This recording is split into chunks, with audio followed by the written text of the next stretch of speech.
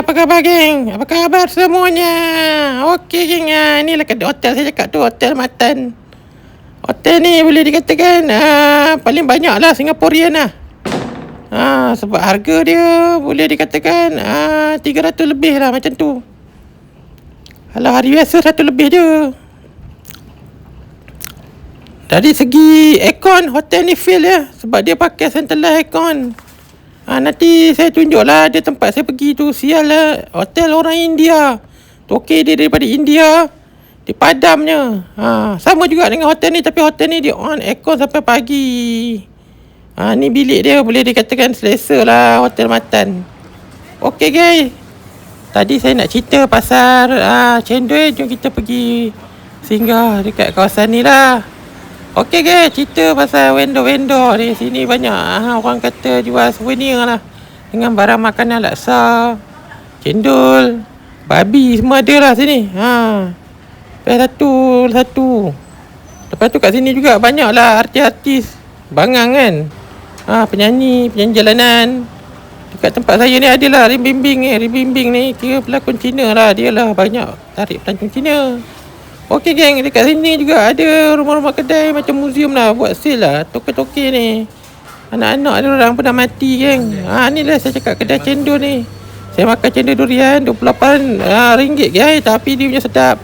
Sampai menjilat punggung guys, sedap. Pengsan makan. Okey geng, lagi satu, kalau anda datang sini, Penang punya cendol dengan Penang Kuala Lumpur, sini sedap. Saya dah test dah, banyak-banyak negeri Melaka. Janji kedai dia kedai Cina, jangan kedai Melayu barang. Bukan nak kutuk orang Melayu, memang kedekut. Sini dia pakai gula Melaka. Okey, lagi satu dekat sini, kedai-kedai makan Cina semua high end lah. Cina Bank ni, Cina DAP ni memang pandai masak geng. Dekat sini juga ada kedai hotel, selalunya kosong sebab orang tak nak datang sini ambil hotel-hotel buruk kan. Okey geng, ni rumah toke-toke dulu, toke opium, toke dadah. Nak cerita pasal Cina ni, dulu mereka ni banyak toke dadah geng.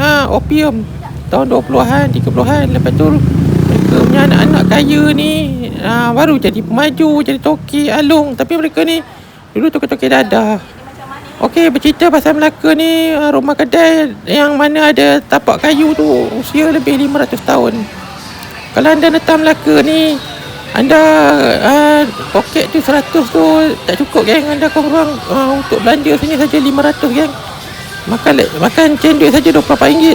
Kalau makan mi rebus ke laksa ke lagi mahal.